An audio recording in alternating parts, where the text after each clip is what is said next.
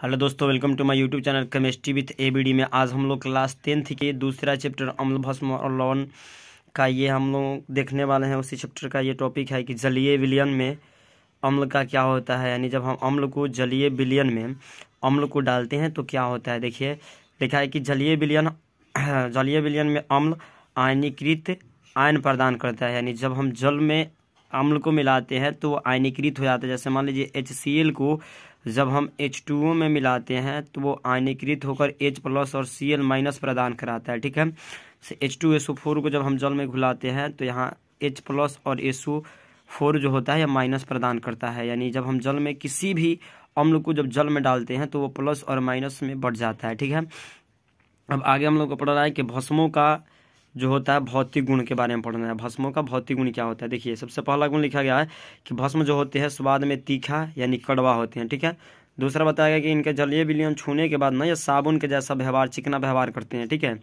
आगे लिखा है कि अधिकांश भस्म रंगहीन होते हैं, यानी इनका कोई रंग नहीं होता है।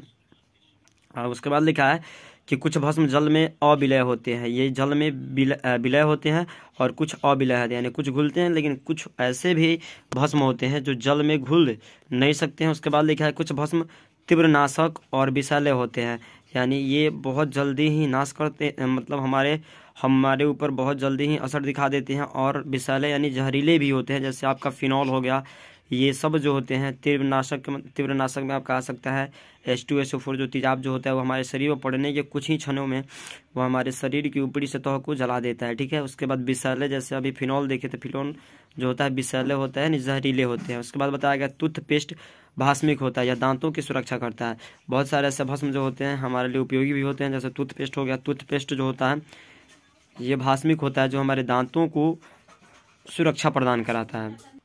अगला लिखा है, देखिए लिखा भस्मों का रासायनिक गुण के बारे में पढ़ना। भस्मों का अभी हम भौतिक गुण पढ़े थे, अब रासायनिक गुण देख लीजिए। लिखा है कि भस्म धातु से अभिक्रिया, यानी पहला इनका गुण होता है रासायनिक गुण में कि भस्मों का धातु के साथ अभिक्रिया कराने पर क्या होता है। लिखा है कि भस्म धातु से अभिक्रिया करके हाइड्रोजन गैस मुक्त करते हैं, यानी यहाँ जिंक धातु है और NaOH एक भस्म है। जब इनकी अभिक्रिया कराई जा रही है तो यहाँ से हाइड्रोजन गैस बाहर आ रहा है। ठीक है, Al धातु है, NaOH के साथ जब इसकी अभिक्रिया कराई जा रही है तो यहाँ पे हाइड्रोजन गैस मुक्त हो रहा है। ठीक है, ये पहला इनका रासायनिक गुण में था कि भस्म जब धातु के साथ अभिक्रिया करते हैं तो हाइड्रोजन गैस मुक्त करते हैं। दूसरा अभिक्रिया लिखा है लिटमस के साथ, यानी जब भस्म लिटमस पत्र से अभिक्रिया कर लेता है तो लाल लिटमस को नीला में परिवर्तित कर देता है। ठीक है, यानी भस्म वह पदार्थ होता है जो लाल लिटमस पत्र को नीला बना देता है। ठीक है, अब लिखा है कि नीला लिटमस पत्र पर इसका कोई प्रभाव नहीं पड़ता है। अगर नीला लिटमस पत्र पर भस्म को डालते हैं तो इसका कोई प्रभाव नहीं पड़ता है। आगे लिखा है फेनोनैफ्थलीन को गुलाबी रंग में बदल देता है। फिनोनैफ्थलीन भी एक तरह का सूचक होता है, इस पर अगर हम भस्म डालते हैं तो वो गुलाबी रंग में परिवर्तित हो जाता है। मेथिल ऑरेंज को पीला रंग में बदल देता है।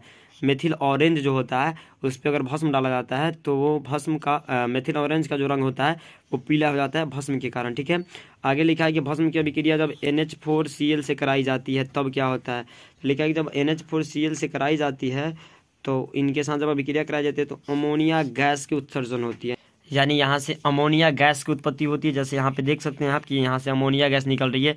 NH4Cl की जब अभिक्रिया कराई जा रही है NaOH के साथ तो यहाँ पे NH3 अमोनिया गैस निकल रहा है। ठीक है, उसके बाद इसका चौथा गुण दिया गया है कि भस्म की अभिक्रिया FeCl3 के साथ इसकी अभिक्रिया कराई जाती है। तो लिखा है कि किसी लवण के साथ जब भस्म की अभिक्रिया कराई जाती है तो यहाँ से हाइड्रोक्साइड आयन निकलता है, यानी हाइड्रोक्साइड आयन का मतलब होता है H+ वाला आयन। जैसे यहाँ देख सकते हैं कि हाइड्रोक्साइड आयन यहाँ निकल रहा है, H है इसमें, ये हाइड्रोक्साइड आयन होता है, हाइड्रोक्साइड यानी OH निकल रहा है तो ये हाइड्रोक्साइड होगा। ठीक है, उसके बाद 5वां नंबर इनका गुण दिया है धात्विक ऑक्साइड के साथ अभिक्रिया, यानी भस्म की जब अधात्विक ऑक्साइड के साथ इनकी जब अभिक्रिया कराई जाती है तो भस्म अभिक्रिया करके लवण तथा जल बनाता है। यानी भस्म की जब अधातु के ऑक्साइड के साथ अभिक्रिया कराई जाती है, यह भस्म है और ये अधातु के ऑक्साइड है, जब इनकी अभिक्रिया कराई जाती है तो लवण और जल बनता है। ठीक है, नीचे भी देख सकते हैं कि यहाँ पे भस्म है और यहाँ अधातु के ऑक्साइड है, जब इनकी अभिक्रिया हुआ तो यहाँ लवण और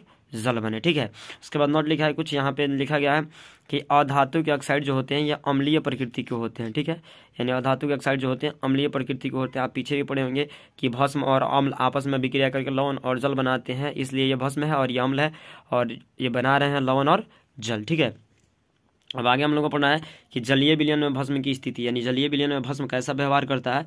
तो लिखा गया कि जलीय विलयन में भस्म आयन प्रदान करता है, यानी उसमें भी पढ़े थे, अम्ल में भी हम पढ़े थे कि अम्ल में भी जलीय विलयन जो होता है वो आयन में बदल जाता है। यहाँ भी देख रहे हैं कि जब हम भस्म को जल में घुला रहे हैं तो ये आयन में परिवर्तित हो जाते हैं।